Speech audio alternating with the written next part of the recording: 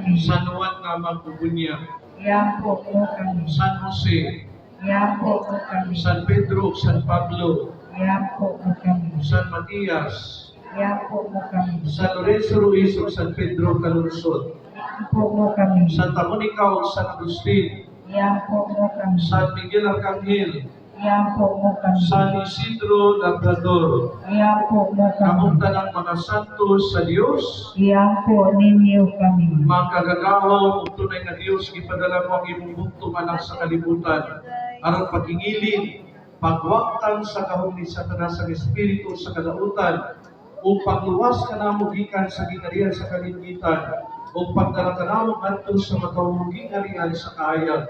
Nagampo kami alam ni ining mga bataa, luwasa sila sa sarang panulundon, imuha silang pulianan sa imong himaya, papuya ang Espiritu Santo diya kanila. Kini among ipangayo pinag ni Kristo among Ginoo. Amen. Maglikod kamo diya sa ngaw ni Kristo atong manunubos nga buyo gari hangtod sa kanturan. Amen. At karong panalaminan mga tubig na atong gamiton sa bunya. Ang atong pag-ampo sa atong tubak dahil ng Diyos hangtod sa kanturan. Daygon Diyos hangtod sa kanturan. Ang Diyos nga luoy, pinagi nining tubig sa bunyag. Iatagan mo kami pagkinabuhi, isin imong mga anak.